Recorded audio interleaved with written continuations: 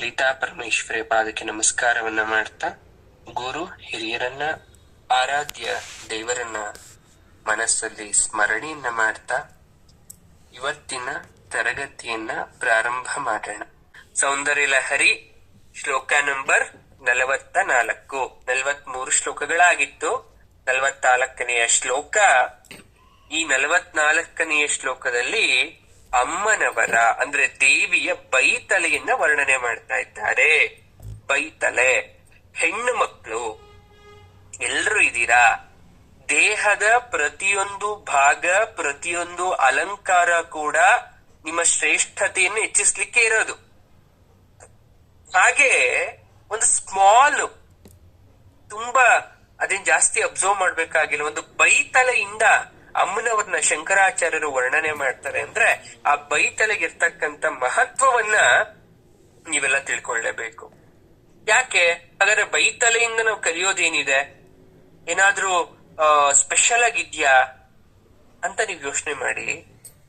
ನೋಡಿ, ಈ ಎರಡು ತಲೆ ಇದೆ, ತಲೆಯನ್ನ ಎರಡೂ ಭಾಗ ಮಾಡಿ, ಎಡಬಲ ಭಾಗ ಮಾಡಿ, ಮಧ್ಯ ಸೀಳು ದಾರಿಯಂತೆ ಮಾಡಿ, ಆ ಎರಡು ಭಾಗ ಮಾಡಿರ್ತಕ್ಕಂಥ ಕೂದಲುಗಳನ್ನ ಒಟ್ಟಾಗಿ ಸೇರಿಸಿ ಹಿಂದೆ ಗಂಟು, ತುರುಬು ಅಥವಾ ಜಡೆಯನ್ನ ಹೆಣ್ಕೊಂತೀವಿ. ಹೆಣ್ಕೊಂಡಾಗ ಆ ಮಧ್ಯ ಬರುತ್ತಲ್ಲ, ಆ ದಾರಿಯನ್ನ, ಆ ಬಿಳಿಯಾದ ಪ್ರದೇಶವನ್ನ ಬೈತಲೆ ಅಂತ ನಾವು ಕರಿತೀವಿ. ಬೈತಲೆ ಅಂತ ಕರಿತೀವಿ. ತುಂಬಾ ಜನ ಗೊತ್ತೇ ಇಲ್ಲ ಯಾಕೆ ಬೈತಲೆ ಅಂದ್ರೆ ತಲೆಯನ್ನ ಆ ರೀತಿಯಾಗಿ ಬಾಚ್ಕೋಬೇಕು. ಏನಾದ್ರು ರೀಸನ್ ಇದೆಯಾ? ಅದಕ್ಕೂ ರೀಸನ್ ಇದೆ. ಮೊದಲು ನಾವು ಶ್ಲೋಕ ನೋಡೋಣ. ಇಲ್ಲಿ ಹೇಳ್ತಾ ಇದ್ದಾರೆ, ತನೋತು ಕ್ಷೇಮಂ ನಸ್ತವ ವದನ ಸೌಂದರ್ಯ ಲಹರಿ ಅಂತ. ಶಂಕರಾಚಾರ್ಯರು ವರ್ಣನೆ ಮಾಡ್ಬೇಕಾದ್ರೆ ಕೆಲವೊಂದಷ್ಟು ವಿಶೇಷವಾಗಿರ್ತಕ್ಕಂಥ ಪದಗಳನ್ನ ಯೂಸ್ ಮಾಡ್ತಾರೆ.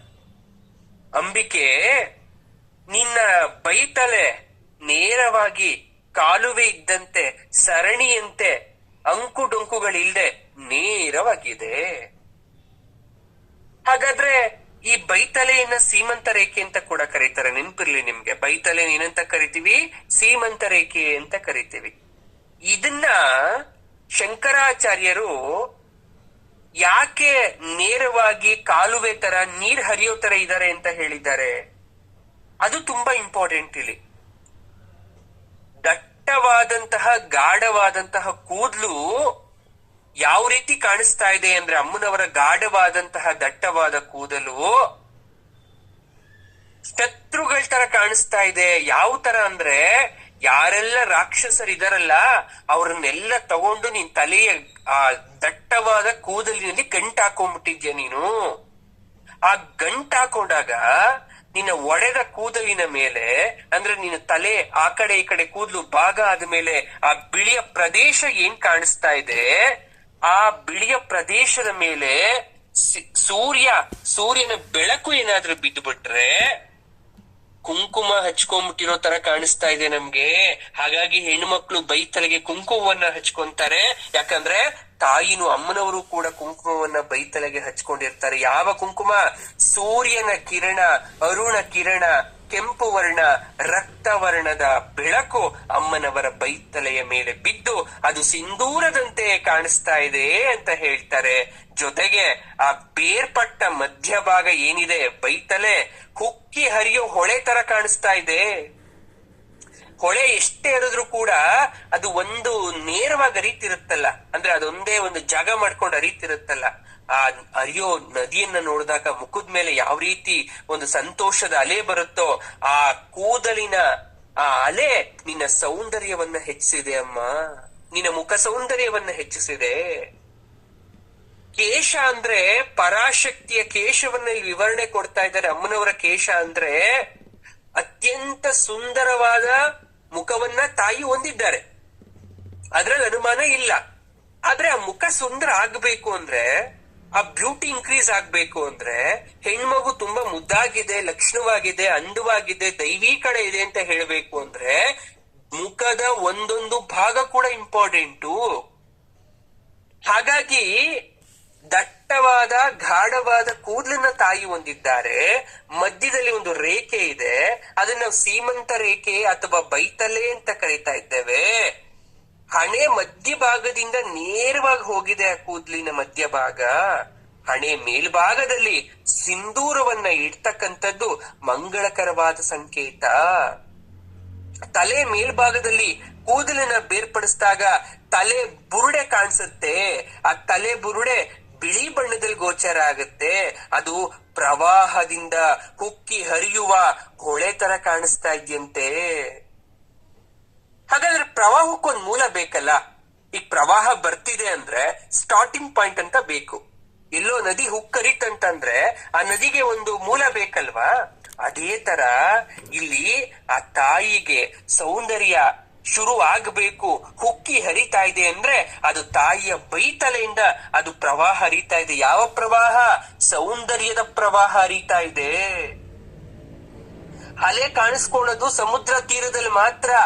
ತಾಯಿಯ ತಲೆ ಸಮುದ್ರ ಅಂತ ಮಾಡ್ಕೊಳೋದಾದ್ರೆ ತಾಯಿಯ ಬೈತಲೆ ಆ ಹರ್ಕೊಂಬಂದು ಅಲೆಗಳು ಕಾಣಿಸ್ತಾ ಇದೆ.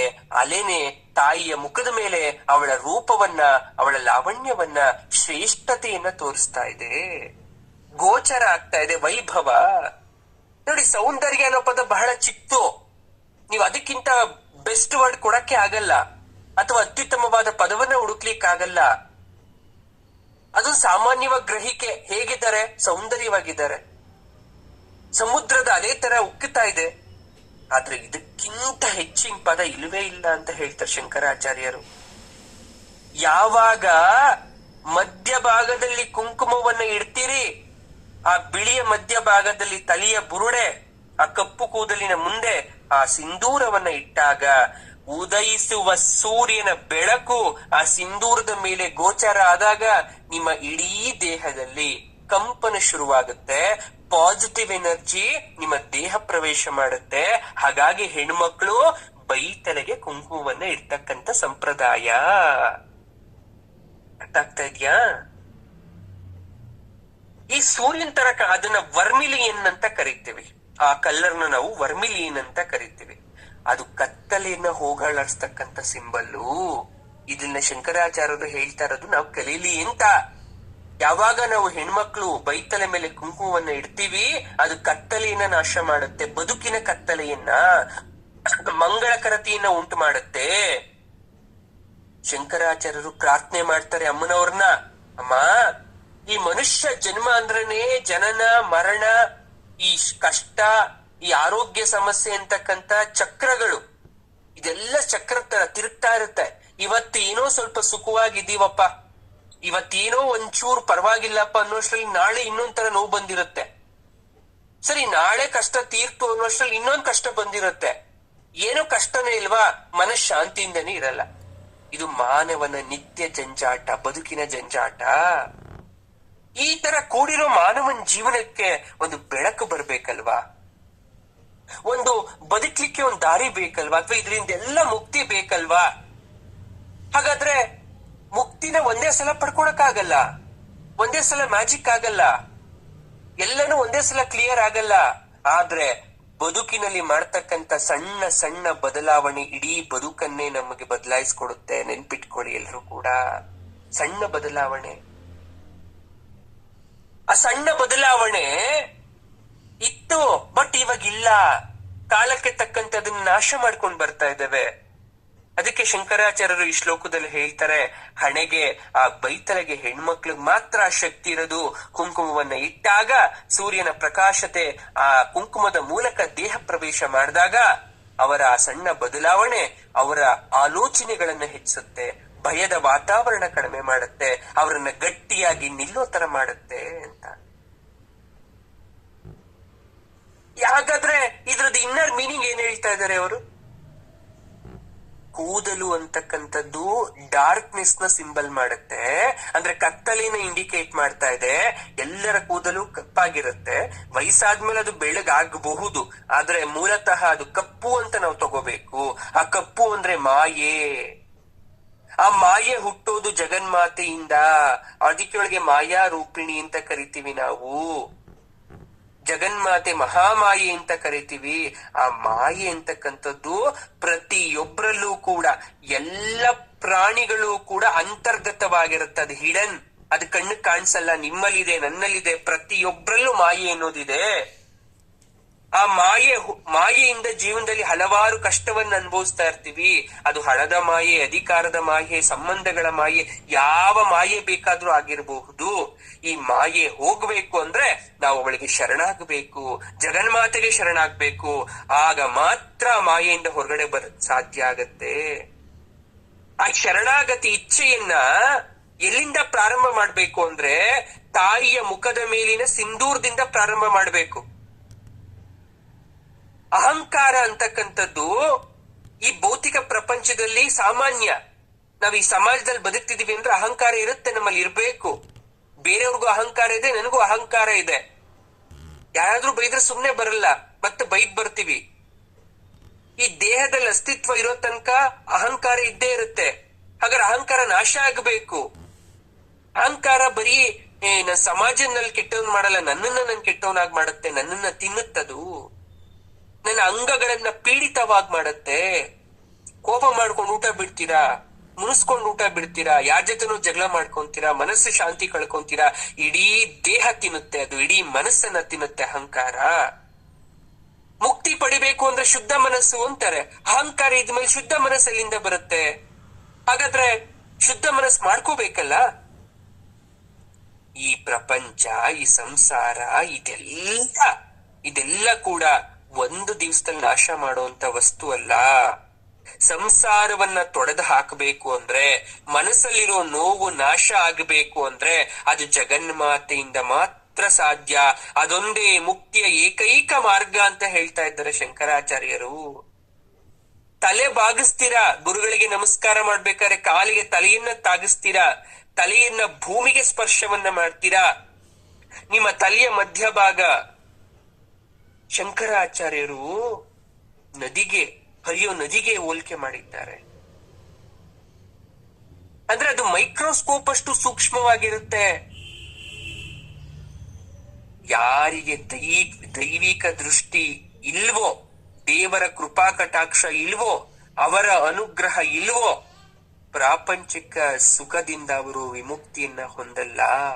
ಸಾಯೋ ತನಕನೂ ಆಸೆಯಿಂದನೇ ಸಾಯ್ತಾರೆ ಅವರು. ಲಲಿತಾ ಸಹಸ್ರನಾಮದಲ್ಲಿ 632ನೇ ಶ್ಲೋಕ, ಸಿಂಧೂರ ತಿಲಕಾಂಚಿತ. ಸಿಂಧೂರ ತಿಲಕಾಂಚಿತ ಅಂತ ಅಲ್ಲಿ ಹೇಳಿರೋ ಸಹಸ್ರನಾಮದಲ್ಲಿ ಅವಳ ಮೈ ಬಣ್ಣ ಸಿಂಧೂರ ರೂಪದಲ್ಲಿದೆ ಅಂತಾನೂ ಕೂಡ ಆಗತ್ತೆ. ಜೊತೆಗೆ ರೆಡ್ ಅಂತಕ್ಕಂಥದ್ದು ಸಹಾನುಭೂತಿ, ಕರುಣೆಯನ್ನ ಸಿಂಬಲೈಸ್ ಮಾಡುತ್ತೆ, ಅದನ್ನ ತೋರಿಸುತ್ತೆ. ಹಾಗಾದ್ರೆ ಗುರುಗಳಿಗೆ ಏನ್ ಹೇಳಕ್ ಪ್ರಯತ್ನ ಪಡ್ತಾ ಇದಾರೆ ಈ ಶ್ಲೋಕದಲ್ಲಿ? ಏನ್ ಅರ್ಥ ಮಾಡ್ಕೋಬೇಕು ನಾವು? What is the meaning? ಏನು ಅದ್ರದ್ದು? ಸರಳವಾಗಿ ಹೇಳಿ. ಏನೇನೋ ಹೇಳಿದ್ರಿ ನೀವು, ಆದ್ರೆ ಅಷ್ಟು ನಮ್ಗೆ ಅರ್ಥ ಆಗ್ಲಿಲ್ಲ. ಸರಳವಾಗಿ ಹೇಳಿ ಅಂದ್ರೆ ಹೇಳ್ತೀನಿ, ಕೇಳಿಸ್ಕೊಳ್ಳಿ. ಈ ಮುಖ ಅಂತಕ್ಕಂಥ ಸೌಂದರ್ಯಕ್ಕೆ ಉಕ್ಕೇರಿ ಹರಿಯುವ ನದಿಯಾದಂತಹ ಪ್ರವಾಹದಂತೆ ಇರ್ತಕ್ಕಂಥ ಬೈತಲೆ ಕ್ಷೇಮವನ್ನ ಉಂಟು ಮಾಡುತ್ತೆ. ತಾಯಿಯ ಬೈತಲೆಯಿಂದ ನೋಡಿದ್ರೆ ಕತ್ತಲೆಯಿಂದ ನಾವು ಬೆಳಕಿನೆಡೆಗೆ ಬರ್ತೀವಿ, ಕಷ್ಟದಿಂದ ಬೆಳಕಿನೆಡೆ ಬರ್ತೀವಿ. ಯಾರು ಬಾಲ ಸೂರ್ಯನ್ ತರ ಇರ್ತಕ್ಕಂಥ ಕುಂಕುಮವನ್ನ ಬೈತಲೆಗೆ ಹಚ್ಕೊಂತೀರಾ, ಅದು ನಿಮ್ಮ ಕ್ಷೇಮಗಳನ್ನ ಉಂಟು ಮಾಡುತ್ತೆ. ಯಾಕಂದ್ರೆ ಆ ಬೈತಲೆಯಿಂದ ತಾಯಿಯ ಅಂದ ದಿನಕ್ಕೆ ದಿನಕ್ಕೆ ಹೆಚ್ಚುತ್ತಾನೇ ಹೋಗುತ್ತೆ. ಕತ್ತಲೆ, ಆ ಬೈತಲೆ ಅಂದ್ರೇನೆ ಕತ್ತಲೆ, ಕೂದ್ಲು ಅಂದ್ರೆ ಕತ್ತಲೆ. ಕತ್ತಲಿಂದ ಬೆಳಕಿನೆಡೆಗೆ ಕರ್ಕೊಂಡು ಹೋಗ್ತಕ್ಕಂಥ ಪ್ರಯತ್ನವನ್ನ ಆ ಜಗನ್ಮಾತೆ ಮಾಡ್ತಾಳೆ ಅನ್ನೋ ವಿಚಾರವನ್ನ ಇಲ್ಲಿ ಹೇಳ್ತಾ ಇದ್ದಾರೆ. ಇದೇ ಇದರ ಒಳಾರ್ಥ. ತಾಯಿ, ನಿನ್ನ ವದನ ಸೌಂದರ್ಯದ ಹೊನಲು, ನಿನ್ನ ಮುಖದ ಮೇಲೆ ಇರ್ತಕ್ಕಂತ ಆ ಸೌಂದರ್ಯ, ಆ ಬ್ಯೂಟಿ ಎಲ್ಲಿಂದ ಹರ್ಕೊಂಡ್ ಬರ್ತಾ ಇದೆ ಅಂತ ನಾನು ಹುಡ್ಕೊಂಡು ಹೋದಾಗ ನೀನ್ ಬೈತಲೆ ಕಾಣಿಸ್ತು. ಆ ಬೈತಲೆಯಿಂದ ಹರ್ಕೊಂಡ್ ಬರ್ತಿರ್ಬೋದ ಮೋಸ್ಟ್ಲಿ. ಕೇಶರಾಶಿಯ ರೂಪದಲ್ಲಿರ್ತಕ್ಕಂತ ಆ ಕತ್ತಲೆಯಿಂದ ತುಂಬಿರ್ತಕ್ಕಂತ ನಿನ್ನ ಕೂದಲು ನೋಡಿದ್ರೆ ಶತ್ರುಗಳನ್ನ ಹಿಡಿದು ಕಟ್ಟಾಕ್ಬಿಟ್ಟಿದ್ಯಾ ಅನ್ಸುತ್ತೆ. ಆ ಬಾಲರವಿ ಅಂದ್ರೆ ಆಗ್ತಾನೆ ಹುಟ್ಟಂಕಂತ ಸೂರ್ಯನ ಬಣ್ಣ ಯಾವ ತರ ಇರುತ್ತೋ ಆ ಕಿರಣ ಎಲ್ಲ ನಿನ್ನ ಮುಖದ ಮೇಲಿದೆ. ಹಾಗಾಗಿ ನಿನ್ನ ಸೌಂದರ್ಯ ಹೆಚ್ಚಾಗಿದೆ, ನಿನ್ನ ಸಿಂಧೂರದಿಂದ ಅಲಂಕಾರ ಮಾಡಲಾಗಿದೆ. ಈ ನಿನ್ನ ಬೈತಲಿಯನ್ನ ವರ್ಣನೆ ಮಾಡಿ ಅದನ್ನ ನೆನಪಿಸ್ಕೊಂಡಂತಹ ನನಗೆ ಯಾವಾಗ್ಲೂ ಕ್ಷೇಮವನ್ನ ತಗೊಂಬಮ್ಮ, ಆಶೀರ್ವಾದ ಮಾಡಮ್ಮ ಅಂತ ಈ ಶ್ಲೋಕದಲ್ಲಿ ನಾವು ಕೇಳ್ತಾ ಇದ್ದೇವೆ.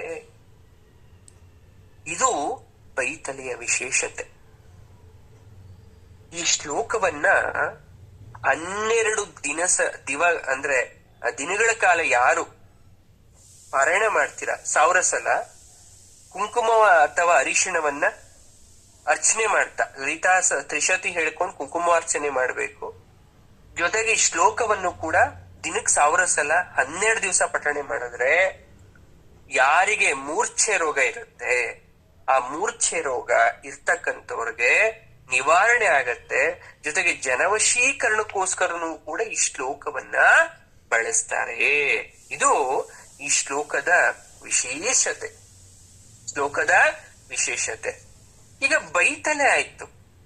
ಬೈತಲೆ ಆದ್ಮೇಲೆ ಅಮ್ಮನವರ ಮುಂದಿನ ಒಂದು ವರ್ಣನೆ ಯಾವುದೋ ಮುಖ ಕಮಲವನ್ನ ವರ್ಣನೆ ಮಾಡ್ಬೇಕು. ಇವಾಗ ನಾವು ಅದು 45ನೇ ಶ್ಲೋಕದಲ್ಲಿ ಮಾಡ್ತಾರೆ. ಬೈತಲೆ ಅಥವಾ ಹುಬ್ಬಿನ ಬಗ್ಗೆ ಇದೆಲ್ಲ ವರ್ಣನೆ ಮಾಡ್ಬೇಕಾದ್ರೆ ಸೂಕ್ಷ್ಮತೆಯನ್ನ ಗಮನಿಸಿ ನೀವು. ಸೆನ್ಸಿಟಿವ್ ಆಗಿ ಎಷ್ಟು ಚೆನ್ನಾಗಿ ಹೇಳ್ತಾರೆ.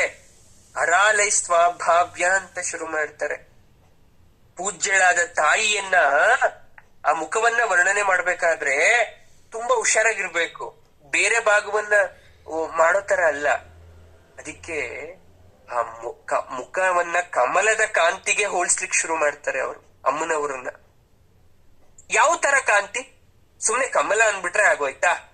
ಅಷ್ಟ್ ಬಿಟ್ರೆ ಏನು ಇಲ್ವಾ? ನೋಡಿ, ತಾವರೆಗೆ ಅರಳೋ ಗುಣ ಇದೆ, ಕರೆಕ್ಟಾ? ಹೂಗಳಲ್ಲಿ ಎಲ್ಲ ಹೂವು ಅರಳಲ್ಲ. ಅದರಲ್ಲಿ ತುಂಬಾ ವಿಶೇಷವಾಗಿ ಅರಳಕತಕ್ಕಂಥದ್ದು ತಾವರೆ. ಯಾವ ರೀತಿ ತಾವರೆ ಅರಳಿದ ನಂತರ ತನ್ನ ದಳಗಳನ್ನ ವಿಶಾಲವಾಗಿ ಹೊರಚಾಚುತ್ತೋ ಅದೇ ತರ ತಾಯಿಯ ಮುಖ ಯಾವಾಗ್ಲೂ ಕೂಡ ಮುಗುಳ್ನಗೆಯಿಂದ ಕೂಡಿರುತ್ತೆ. ಅಂದ್ರೆ ನಗ್ತಾ ಇದಾರೆ ಅಂತ ಗೊತ್ತು, ಬಟ್ ನಗ್ತಿಲ್ಲ. ಏನೋ ಒಂದು ಮಂದಸ್ಮಿತ. ಅದು ಕ್ಷಣಕ್ಕೂ ಆ ಮಂದಸ್ಮಿತ ಬದಲಾಗೋದನ್ನ ನಾವು ವಿಗ್ರಹದಲ್ಲಿ ಕಾಣಬಹುದು. ಯಾಕಂದ್ರೆ ನಮಗ್ ದೇವರು ಅಂದಿದ ತಕ್ಷಣ ಕಣ್ಮುಂದೆ ಬರೋದು ವಿಗ್ರಹ, ಅಮ್ಮನವರು ವಿಗ್ರಹ, ಯಾವುದೇ ದೇವರ ವಿಗ್ರಹ ಆಗಿರ್ಬೋದು. ಅಭಿಷೇಕ ಮಾಡ್ತಾ ಇರ್ತಾರೆ. ಅಭಿಷೇಕ ಮಾಡ್ಬೇಕಾದ್ರೆ ಅಮ್ಮನವರ ಮುಖ ಒಂಥರ ಕಾಣಿಸುತ್ತೆ, ಅಲಂಕಾರ ಮಾಡಿದ್ಮೇಲೆ ಒಂಥರ ಕಾಣಿಸುತ್ತೆ, ಮಂಗಳಾರತಿ ಮಾಡುವಾಗ ಒಂಥರ ಕಾಣಿಸುತ್ತೆ, ಮಂಗಳಾರತಿ ಎಲ್ಲ ಮಾಡಿ ಸುಮ್ನೆ ಒಬ್ರೇ ಕೂತ್ಕೊಂಡು ನೋಡ್ತಿರ್ಬೇಕಾದ್ರೆ ಇನ್ನೊಂಥರ ಕಾಣಿಸುತ್ತೆ. ಇದನ್ನ ದೇವಸ್ಥಾನಕ್ಕೆ ಹೋಗಿ ಎಕ್ಸ್ಪೀರಿಯನ್ಸ್ ಮಾಡ್ಕೋಬೇಕು ಅಂತಿಲ್ಲ. ನಿಮ್ಮನೇಲಿ ಯಾವ್ದೋ ದೇವ್ರು ಕೂಡಿಸಿರ್ತೀರಾ, ಸುಮ್ನೆ ಹಾಗೇ ನೋಡ್ತಾನೆ ಇರ್ತೀರಾ. ನೀವೇ ಮಾಡಿರೋ ಪೂಜೆ, ನೀವೇ ಮಾಡಿರೋ ಅಲಂಕಾರ, ಅದು ನಿಮ್ದೇ ಮನೆ. ಆದ್ರೂ ಕ್ಷಣ ಕ್ಷಣಕ್ಕೂ ಕೂಡ ದೇವಿಯ ರೂಪ ಬದಲಾಗೋದನ್ನ ನೀವು ಅಬ್ಸರ್ವ್ ಮಾಡ್ಬೋದು. ಅನ್ಕೊಂತಾ ಇರ್ತೀರಾ, ನನ್ ಪೂಜೆ ಮಾಡಕ್ಕಿನ ಮುಂಚೆ ಒಂಥರ ಇತ್ತು, ಹೂವು ಹಾಕಿದ್ಮೇಲೆ ಒಂಥರ ಆಯ್ತು, ನೈವೇದ್ಯ ಇಟ್ಮೇಲೆ ಒಂಥರ ಆಯ್ತು. ಇದೇನ್ ಮಿರಾಕಲ್ಲ. ಅದೇನೇ ಹೇಳೋದು, ದೇವಿಯ ಮುಗುಳ್ನಗೆ ವಿಕಸಿತ ರೂಪದಲ್ಲಿ ಇರುತ್ತೆ. ಅದು ಬೆಳೀತಾ ಹೋಗುತ್ತೆ, ಇನ್ಕ್ರೀಸ್ ಆಗ್ತಾ ಹೋಗುತ್ತೆ. ಅದು ನೋಡಿ, ಕಮಲದಲ್ಲಿ ಕೇಸರಗಳಿರುತ್ತೆ, ಅಂದ್ರೆ ಮಧ್ಯ ಅದ್ರದ್ದೊಂದು ಇದ್ ಬರುತ್ತೆ. ಅದು ಆ ಹೂವಿನ ಫ್ರಾಗ್ರೆನ್ಸ್ ಅನ್ನ ಎನ್ಹಾನ್ಸ್ ಮಾಡದೇ ಇದ್ರು ಕೂಡ, ಹೂವಿನ ಗಮಲನ ಎಲ್ಲಾ ಕಡೆ ಕಳಿಸ್ತಾ ಇದ್ರು ಕೂಡ ದುಂಬಿಗಳನ್ನ ಆಕರ್ಷಣೆ ಮಾಡುತ್ತೆ. ಅದು ಎಲ್ಲ ಹುಳುಗಳನ್ನ ಆಕರ್ಷಣೆ ಮಾಡುತ್ತೆ. ಯಾವುದೇ ಹುಳು ಆದ್ರೂ ಕೂಡ ಹೋಗಿ ಆ ಹೂವದ ಮೇಲೆ ಕೂತ್ಕೋಬೇಕು ಅಂತ ಅನ್ಸುತ್ತೆ. ಶೋಭಾಯಮಾನವಾಗಿ ಬೆಳಗ್ತಾ ಇರುತ್ತೆ. ಆದ್ರೂ ನಿಮ್ಗೆ ಗೊತ್ತಿರ್ಲಿ, ಕಮಲದಿಂದ ಸುಗಂಧ ಹೊರ ಹೊಮ್ಮುತ್ತೆ, ಆದ್ರೆ ಪರ್ಟಿಕ್ಯುಲರ್ ಟೈಮಲ್ಲಿ ಮಾತ್ರ ಯಾವಾಗ್ಲೂ ಅದ್ರಲ್ಲಿ ಹೊರ ಹೊಮ್ಮಲ್ಲ. ಯಾವುದೋ ಒಂದು ಮೂಮೆಂಟ್ ಅಲ್ಲಿ ಆ ಚಂದ್ರನ ಕಾಂತಿ ಬಿದ್ದಾಗ ಕಮಲದ ಹೂವಿಂದ ಸುವಾಸನೆ ಹೊರಗಡೆ ಬರುತ್ತೆ, ಸಹಜ ಸುವಾಸನೆ ಹೊರಗಡೆ ಬರುತ್ತೆ. ಅದು ಕಮಲದ ವಿಶೇಷತೆ. ಆ ಯಾವ ರೀತಿ ಕಮಲದ ಹೂವು ಯಾವಾಗ್ಲೂ ಅದರಿಂದ ಸುವಾಸನೆಯನ್ನ ಹೊರಗಡೆ ಬಿಡಲ್ವೋ, ಅದೇ ತರ ತಾಯಿಯ ಮುಖ, ದೇವಿಯ ಮುಖ ಸಹಜ ಸುಗಂಧ ಹೊರ ಹೊಮ್ಮುತ್ತೆ. ಅದು ಎಲ್ರಿಗೂ ಫೀಲ್ ಆಗಲ್ಲ, ಎಲ್ರಿಗೂ ಬಂದು ಮೂಗಿಗೆ ತಾಗಲ್ಲ, ಕೆಲವೊಬ್ರಿಗೆ ಮಾತ್ರ ತಾಗತ್ತೆ. ಅದು ಅದರ ವಿಶೇಷತೆ. ತಾಂಬೂಲ, ಎಲೆ, ಅಡಿಕೆ, ಸುಣ್ಣ ನಿಗದಿತ ಪ್ರಮಾಣದಲ್ಲಿ ಹಾಕೊಂಡು ಜಗಿತಾ ಇರ್ತಾರೆ. ಅವ್ರೇನಾದ್ರೂ ನಮ್ಮ ಹತ್ರಕ್ ಬಂದ್ರೆ ಆ ತಾಂಬೂಲದ ಸುವಾಸನೆ ಮೂಗಿಗೆ ಬಂದು ಬಡಿಯೋ ತರ ಇಲ್ಲಿ ಕವಿ ಶಂಕರಾಚಾರ್ಯರು ಮುಖ ಸೌಂದರ್ಯದಿಂದ ಹೊರಗಡೆ ಬರ್ತಕ್ಕಂಥ ಪರಿಮಳವನ್ನ ಇಲ್ಲಿ ಎಕ್ಸ್ಪ್ಲೈನ್ ಮಾಡ್ತಾ ಇದ್ದಾರೆ, ವರ್ಣಿಸ್ತಾ ಇದ್ದಾರೆ. ಎಲ್ರಿಗೂ ಗೊತ್ತಿಲ್ವಾ ತಾಂಬೂಲದ ಪರಿಮಳ ಹೇಗಿರುತ್ತೆ ಅಂತ? ಅದ್ರಲ್ಲಿ ಒಂದೇ ಒಂದ್ ಪದಾರ್ಥ ಕಡಿಮೆ ಆದ್ರೂ ಆ ಪರಿಮಳ ಹೊರಗಡೆ ಬರಲ್ಲ. ಅಡಕೆ ಹಾಕ್ತೆ ತಿಂದ್ರು ಆ ಪರಿಮಳ ಬರಲ್ಲ, ಸುಣ್ಣ ಹಾಕ್ತಾ ಇದ್ರು ಪರಿಮಳ ಬರಲ್ಲ, ಎಲೆ ಇಲ್ಲ ಅಂದ್ರೂ ಪರಿಮಳ ಬರಲ್ಲ. ಆ ಮೂರು ಮಿಶ್ರಣ ಆದ್ರೆ ಮಾತ್ರ ಯಾವ ರೀತಿ ಒಂದು ಪರಿಮಳ ಹೊರಗಡೆ ಬರುತ್ತೋ ಅದೇ ತರ ಅಮ್ಮನವರ ಮುಖದಿಂದ ಒಂದು ಸುಂದರವಾದಂತಹ ಪರಿಮಳ ಹೊರಗಡೆ ಬರುತ್ತೆ. ಹಲ್ಲುಗಳು ಹೇಳ್ತಾರೆ ನೋಡಿ, ಹಲ್ಲಿದೆಯಲ್ಲ, ಆ ಹಲ್ಲುಗಳು ಹೇಗಿದೆ ಅಂದ್ರೆ ಈ ಕಮಲ ಮುಖ ಆದ್ಮೇಲೆ ಆ ಕಮಲದ ಹೂಗಳು ಇರುತ್ತಲ್ಲ ಚಿಕ್ಕ ಚಿಕ್ಕದಾಗಿ, ಆ ಪುಟ್ ಪುಟ್ ಹೂ ತರ ಆ ರೀತಿ ಅಮ್ಮನವರ ಹಲ್ಲುಗಳಿದೆ. ದಶನ ರುಚಿ ಕಿಂಜಲ್ಕ ರುಚಿರೇ ಅಂತ ಹೇಳ್ತಾರೆ. ಕಮಲಕ್ಕೆ ದುಂಬಿಗಳು ಆವರಿಸಿ ಸೊಗಸನ್ನ ನೀಡುತ್ತೆ. ಆ ಹೂ ಅನ್ಕೊಳ್ಳುತ್ತಂತೆ ನಾನು ತುಂಬಾ ಚೆನ್ನಾಗಿದ್ದೀನಿ ಅಂತ, ದುಂಬಿಗನ್ಸುತ್ತಂತೆ ಎಷ್ಟು ಸುಂದರವಾದಂತ ಹೂವಿನ ರಸವನ್ನ ಹೀರ್ಲಿಕ್ ನಾನು ಬಂದಿದ್ದೀನಿ ಅಂತ.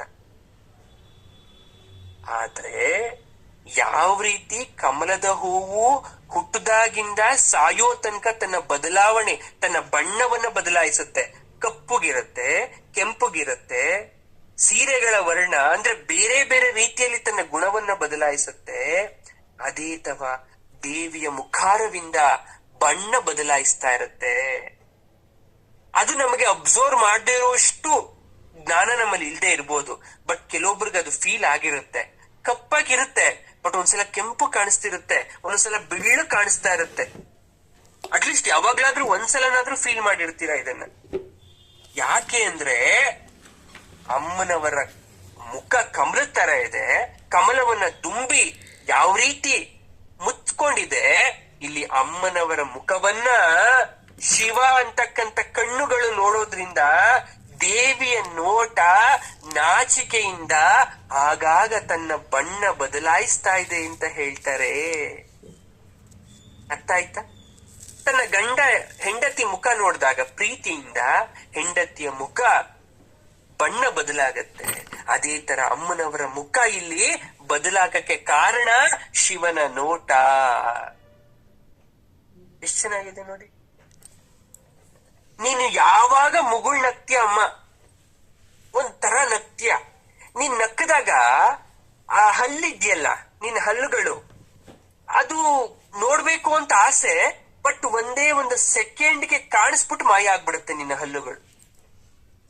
ಬರೀ ನಿನ್ನ ತುಟಿ, ನಿನ್ನ ಮುಗುಳ್ನಗು ಮಾತ್ರ ಕಾಣಿಸುತ್ತೆ. ಆದ್ರೆ ಆ ಹಲ್ಲುಗಳು ಅದೆಷ್ಟು ಮುದ್ದಾಗಿದೆ ಅಂದ್ರೆ ಅಷ್ಟು ಮುದ್ದಾಗಿದೆ. ಸಂಸೃಷ್ಟಿ ಅಂತ ಕರೀತಾರೆ. ಏನ್ ಗೊತ್ತಾ ಸಂಸೃಷ್ಟಿ ಅಂದ್ರೆ?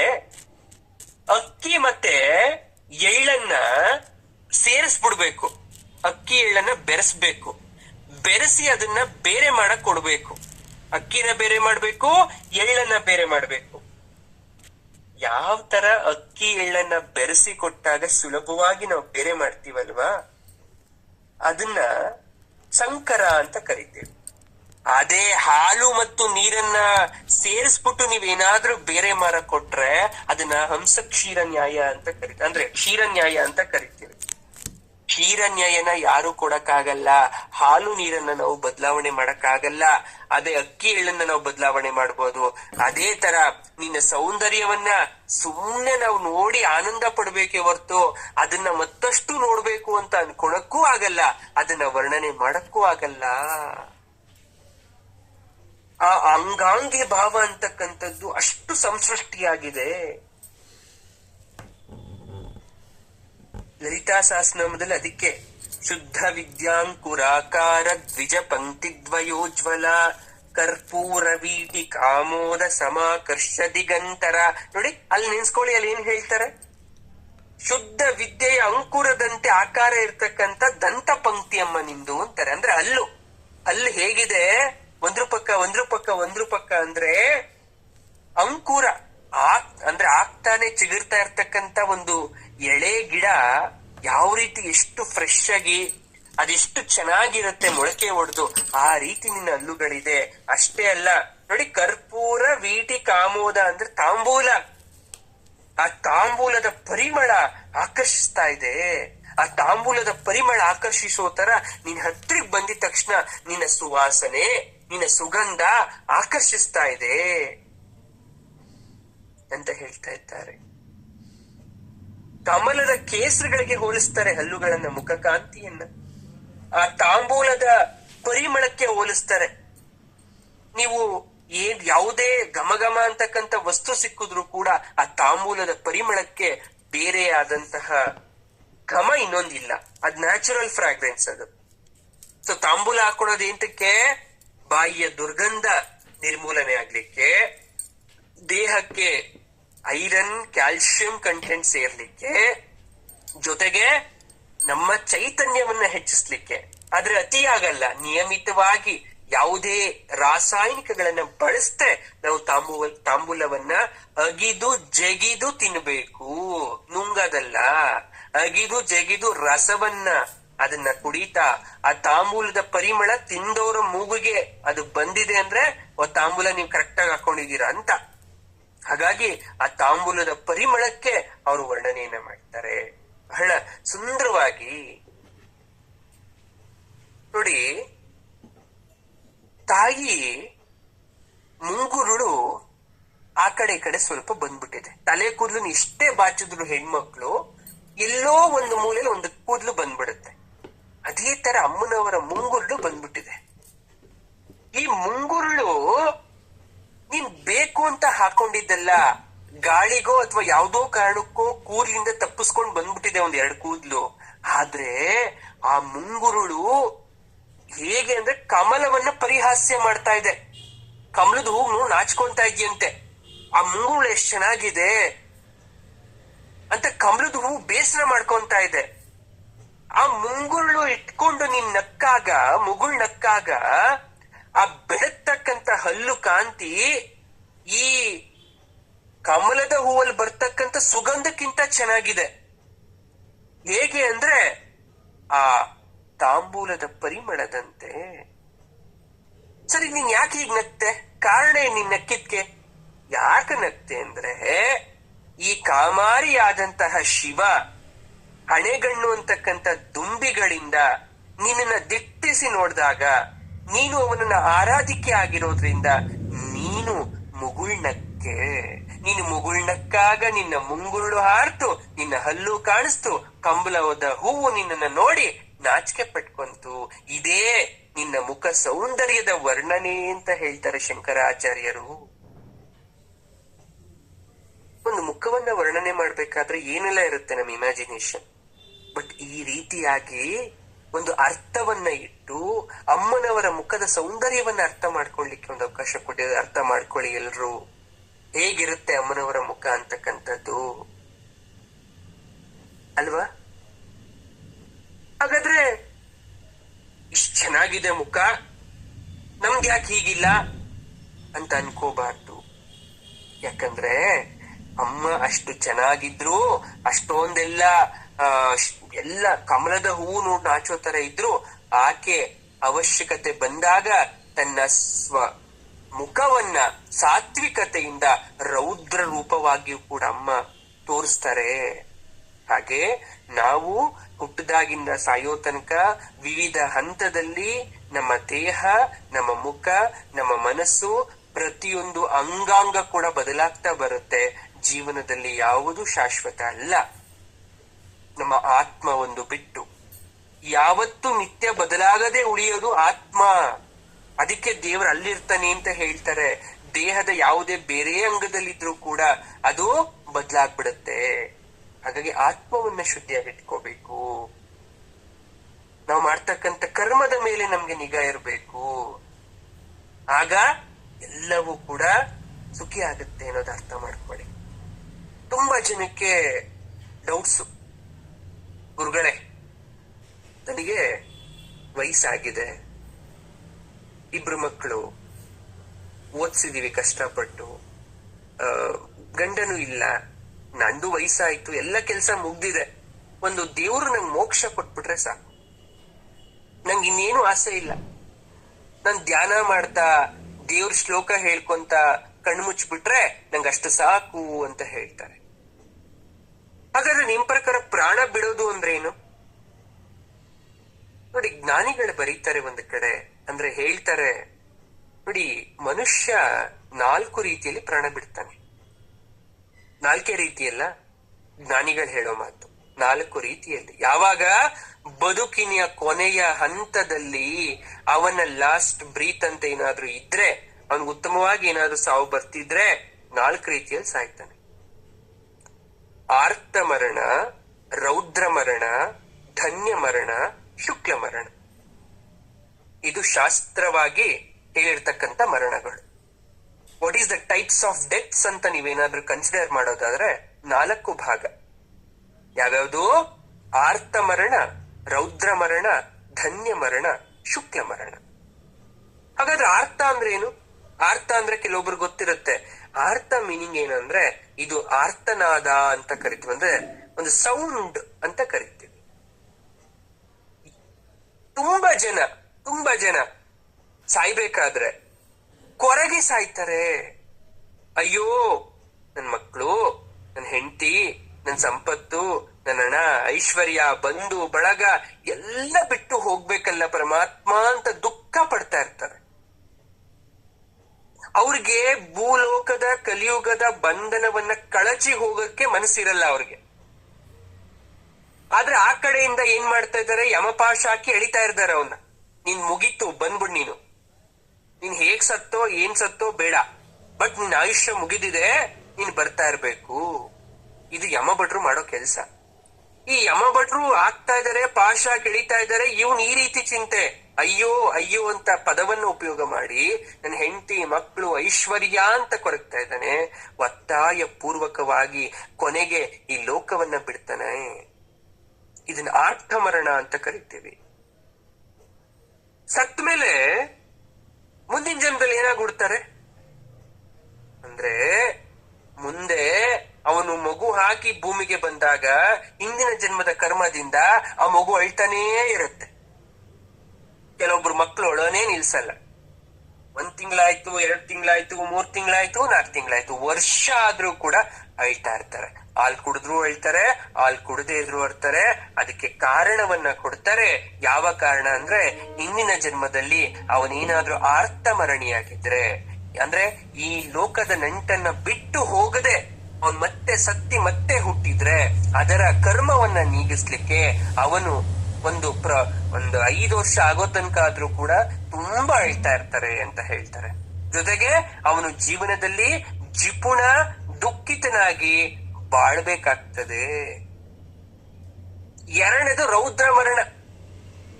ಕೆಲವೊಬ್ರು ಮಾತಾಡೋದನ್ನ ಕೇಳಿರ್ತೀರ ನೀವು. ನಾನ್ ಸತ್ರು ನನ್ನ ಹೆಣ ಮುಟ್ಬೇಡ, ನಾನ್ ಸತ್ರೆ ನನ್ ಮುಖ ನೋಡಕ್ ಬರ್ಬೇಡ, ಒಂದು ಹಿಡಿ ಮಣ್ಣು ಹಾಕ್ಬಾರ್ದು, ನಾನ್ ಸತ್ರು ದೇವವಾಗಿ ನಿನ್ನ ಕಾಡ್ತೇನೆ, ನನ್ ಚಿತೆಗ್ ಮಾತ್ರ ನೀನ್ ಕೊಳ್ಳಿ ಇಡ್ಬೇಡ, ನನ್ ವಿಧಿವಿಧಾನ ಮಾಡ್ಬೇಡ. ಈ ತರ ಎಲ್ಲ ಯಾರೆಲ್ಲ ಮಾತಾಡ್ತಾ ಇದ್ದೀರಾ ಕೇಳಿಸ್ಕೊಳ್ಳಿ, ನಿಮಗೆ ರೌದ್ರ ಮರಣ ಬರುತ್ತೆ. ಹಾಗಾಗಿ ಮಾತಾಡುವ ಮಾತು ನಮಗೆ ಬಹಳ ಪ್ರಾಯಶ್ಚಿತ್ತವನ್ನ ಉಂಟು ಮಾಡುತ್ತೆ. ಇದು ಯಾರಿಗೂ ಗೊತ್ತಿಲ್ಲ ತುಂಬಾ ಜನಕ್ಕೆ. ನಾವು ಸುಮ್ನೆ ಹಾಗೆ ಕೋಪಕ್ಕೆ ಮಾತಾಡಿರ್ತೀವಿ, ಬಟ್ ಆ ಕೋಪದ ಮಾತು ನಿಮ್ಮ ಬದುಕನ್ನ ನಾಶ ಮಾಡುತ್ತೆ ಅನ್ನೋದು ನೆನಪಿರ್ಲಿ. ಏನ್ ಗುರುಗಳೇ, ಏನಾಗುತ್ತೆ? ರೌದ್ರ ಮರಣ ಅಂದ್ರೆ ಏನು? ನೀವು ಈ ಜನ್ಮದಲ್ಲಿ ಆ ರೀತಿಯಾಗಿ ಮಾತಾಡಿ ಪದೇ ಪದೇ ಆ ಪದಗಳನ್ನು ಉಪಯೋಗ ಮಾಡಿ ನೀವೇನಾದ್ರೂ ಸತ್ರೆ, ಮುಂದಿನ ಜನ್ಮ ಕಲಹದಲ್ಲಿ ಕಳಿಬೇಕಾಗತ್ತೆ. ಪುನರ್ಜನ್ಮದಲ್ಲಿ ಮಗು ಹಾಗೂ ಹುಟ್ಟಿದಿಂದ ಗೊತ್ತಾಗ್ಬಿಡುತ್ತೆ. ಇಂಥವರ ಗುಣ ಏನ್ ಗೊತ್ತಾ? ವಿಪರೀತ ಹಠ ಮಾಡೋದು, ಕೋಪ ಮಾಡ್ಕೊಳೋದು. ಕೋಪ ಮಾಡ್ಕೊಂಡಾಗ ಮಗುವಿನ ಮುಖದ ವರ್ಣ ಬದಲಾಗೋದ್ ಗಮನಿಸಬಹುದು. ಹಾಲಿನ ಬಾಟಲಿಯನ್ನ ಬಿಸಾಕದಾಗಿರ್ಬೋದು, ಅಥವಾ ಯಾರಾದ್ರೂ ಕೆಲವೊಬ್ಬರನ್ನ ನೋಡಿದ್ರೆ ಅಳೋದಾಗಿರ್ಬಹುದು. ಒಟ್ನಲ್ಲಿ ಇವರ ಮುಂದಿನ ಜನ್ಮ ವಿಪರೀತವಾದ ಹಠ ಹಾಗೂ ಮೋಜಿನಿಂದ ಅವ್ರು ಕಳಿಬೇಕಾಗ್ತದೆ. ಬರೀ ಆ ರೀತಿಯಾದಂತ ಮಾತಾಡಿದ್ಕೆ ಯಾವ ಸಾವು ಬಂತು? ರೌದ್ರ. ಸರಿ, ಮೂರನೇದು ಯಾವುದು? ಧನ್ಯ ಮರಣ. ಯಾರು ನಿಮಗ್ ಭಗವಂತ ಎಷ್ಟೇ ಕೊಟ್ಟಿರ್ಲಿ, ಅಥವಾ ನೀವೆಷ್ಟೇ ಸಂಪಾದನೆ ಮಾಡಿ, ಜೀವನದಲ್ಲಿ ಸದಾ ಸಜ್ಜನಿಕೆ ಇದೆಯಾ ನಿಮ್ಮಲ್ಲಿ? ಸರಳತೆ ಇದೆಯಾ ನಿಮ್ಮಲ್ಲಿ? ಸಿಂಪ್ಲಿಸಿಟಿ ಇದೆಯಾ? ಅಥವಾ ಯಾರಿಗೂ ಅನ್ಯಾಯ ಮಾಡಿಲ್ವಾ? ಆರ್ತರಿಗೆ ದಾನವನ್ನ ಮಾಡಿದೀರಾ? ಕಷ್ಟದಲ್ಲಿರೋ ಸಹಾಯ ಮಾಡಿದೀರಾ? ಯಾರನ್ನು ದೂಷಿಸಿಲ್ವಾ? ಸತ್ಯದ ದಾರಿ ನಡೆದಿದ್ದೀರಾ? ಅಥವಾ ಭಗವಂತನ ನೆನಪಿಸ್ಕೊಂಡು ನೀವೇನಾದ್ರೂ ಜೀವ ಬಿಟ್ಟಿದೆ ಆದ್ರೆ ಇದು ಧನ್ಯ ಚಿಂತನಾ ಮರಣ, ಶ್ರೇಷ್ಠವಾದ ಮರಣ. ಎಲ್ರಿಗೂ ಬರಲ್ಲ. ಮಲಗಿದ್ರು ಪಾಪ, ಹಾಗೆ ಹೋಗ್ಬಿಟ್ಟಿದ್ದಾರೆ, ಗೊತ್ತೇ ಆಗ್ಲಿಲ್ಲ. ನಿನ್ನೆ ತಾನೇ ಎಲ್ಲ ತಿರುಪತಿಗೆ ಹೋಗ್ ಬಂದ್ರು, ಇವತ್ತು ಆಲ್ರೆಡಿ ಪಾಪ ಹೋಗ್ಬಿಟ್ಟಿದ್ದಾರೆ. ಏನು ಹಾರ್ಟ್ ಅಟ್ಯಾಕ್ ಅಂತೆ. ಅಂದ್ರೆ ಸಾಯ್ಲಿಕ್ಕೊಂದ್ ಕಾರಣ ಬೇಕು. ಕೆಟ್ಟವನೇ ಬಟ್ ಒಳ್ಳೆ ಸಾವು ಬಂದ್ಬಿಟ್ಟಿರ್ತದೆ. ಹೇಗೆ ಗುರುಗಳೇ? ಪಾಪ ತುಂಬಾ ಒಳ್ಳೆಯವರು ಕೊರ್ಗೂ ಸತ್ರು ಗುರುಗಳೇ. ತುಂಬಾ ಪ್ರಶ್ನೆಗಳು ಬರುತ್ತೆ. ಆದ್ರೆ ಈ ಧನ್ಯ ಮರಣ ಏನಿದೆ, ಈ ಧನ್ಯ ಮರಣ ಯಾರಿರ್ತಾರೋ ಅವ್ರಿಗೆ ಮುಂದಿನ ಜನ್ಮದಲ್ಲಿ ಸಾತ್ವಿಕತೆ, ಶ್ರೀಮಂತನಾಗಿ ಹುಡ್ತಾರೆ. ಮಗು ಇರ್ಬೇಕಾದ್ರೂ ಕೂಡ ತಾಯಿಗೂ ಕೂಡ ಹಿಂಸೆ ಕೊಡಲ್ಲ. ಕೆಲವೊಬ್ರು ಹೇಳ್ತಾ ಇರ್ತಾರೆ, ನನ್ ಮಗು ಆಗಿರ್ಬೇಕಾದ್ರೆ ರಗ್ಲೆ ಮಾಡ್ಲಿಲ್ಲ, ಹಾಲ್ ಕೊಟ್ ಮಲಗಿಸ್ಬಿಟ್ರೆ ಆಟ ಆಡ್ಕೊಂಡ್ ಮಲಗ್ತಿತ್ತು, ಅಳೋದು ತೀರಾ ಕಡಿಮೆ ಆಗಿತ್ತು, ನನ್ ಕಷ್ಟನೇ ಕೊಡ್ಲಿಲ್ಲ ಅಂತ ಇರ್ತಾರೆ. ಅಂದ್ರೆ ಅವರೆಲ್ಲ ಧನ್ಯ ಚಿಂತನೆಯಲ್ಲಿ ಮರಣಿಸಿದಂತವರು. ಶುಕ್ಲ ಮರಣ ಸರಿ, ಅದಾಯ್ತು ಇದಾಯ್ತು ಧನ್ಯ ಇದ್ಯಾವುದು ಶುಕ್ಲ ಮರಣ? ಇದು ತುಂಬಾ ರೇರ್ ಆಗಿ ಬರ್ತಕ್ಕಂತ ಸಾವು, ಎಲ್ರಿಗೂ ಬರಲ್ಲ. ಇದು ತೀರಾ ಅಪರೂಪ. ಎಲ್ಲೋ 1000 ಅಲ್ಲಿ ಒಬ್ರು ಇರ್ಬೋದಪ್ಪ, 1000 ಜನದಲ್ಲ ಒಬ್ರು ಇರ್ಬೋದು. ಏನಂದ್ರೆ ಪುಣ್ಯಾತ್ಮರಿಗೆ ಮಾತ್ರ ಬರ್ತಕ್ಕಂಥ ಸಾವು. ನಾನ್ ಸುಮ್ನೆ 1000 ಅಂದೆ. ಶಾಸ್ತ್ರಜ್ಞರು ಏನ್ ಹೇಳ್ತಾರೆ ಗೊತ್ತಾ? ಕಲಿಯುಗದಲ್ಲಂತೂ 1,00,000ಕ್ಕೆ ಒಬ್ಬರಿಗೆ ಮಾತ್ರ ಇಂತಹ ಮರಣ ಪ್ರಾಪ್ತಿ ಅಂತೆ. 1,00,000ಕ್ಕೆ ಒಬ್ರಿಗೆ ಕಲಿಯುಗದಲ್ಲಿ. ಕೆಲವೊಬ್ರು ಕೊಡ್ಬೋದು, ನಾವು ಎಕ್ಸಾಂಪಲ್ ಕೊಡ್ಬೋದು. ಯಾರು? ನಾವು ಬರೀತಾರೆ ಒಂದ್ ಕಡೆ, ಕೆರೆಮನೆ ಶಂಭು ಹೆಗಡೆ ಅಂತ ಇದ್ರು, ದಾಮೋದರ್ ಮಂಡೇಚರ್ ಅಂತೆಲ್ಲ ಇದ್ರು. ಅಂದ್ರೆ ನಮ್ಮ ಭಾಗವತರವರು, ಜೊತೆಗೆ ನಮ್ಮ ರಾಷ್ಟ್ರಪತಿ ಕಲಾಂ ಅವ್ರನ್ನು ಕೂಡ ನಾವ್ ಇದ್ರಲ್ಲಿ ಸೇರ್ಸ್ಕೋಬಹುದು. ಅವ್ರಿಗೆ ಗತಕಾಲದ ಬಗ್ಗೆ ವಿಷಾದಗಳಿರ್ಲಿಲ್ಲ.